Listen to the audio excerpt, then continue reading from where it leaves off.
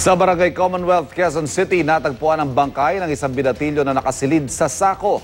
Hustisya sigaw ng pamilya ng biktima. Narito ang report ni Mav Gonzalez.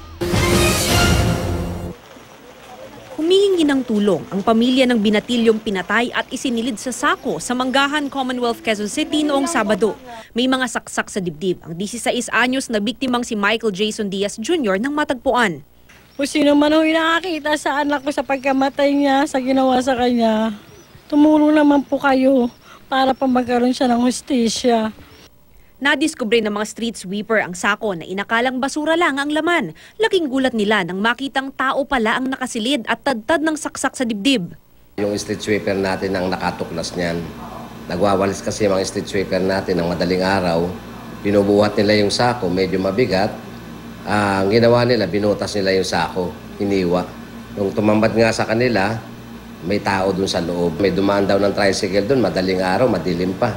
May ibinaba daw yung tricycle siyempre yung mga tao hindi rin naman masyadong naplakahan yung tricycle kasi hindi naman nila alam na ganun nga yung itinapon tao pala. Ayon sa pamilya ng biktima, madalas lumalabas si Jason paggabi para mga lakal. Kasi yung bata na yan, mahilig talaga sa pera yan. Pinapauwi ko na yan sa gabi. Pero tinutuloy pa rin. Ayaw mo dito, lumalabas pa rin. Pero doon siya kasama isang bata. Pero hindi ko kailangan siya. Pero bago mapatay, nagsabi na raw ang biktima na nangangamba siya sa buhay niya. Nabanggit yata na Jason na, Papa, may papatay sa akin. Sabi raw niyang ganun. Tapos meron daw tumitingin-tingin sa kanya paggabi.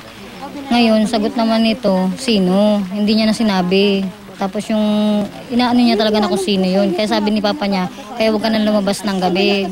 Patuloy na inaalam ang motibo sa krimen para mahanap ang salarin. Ito ang unang balita sa Quezon City.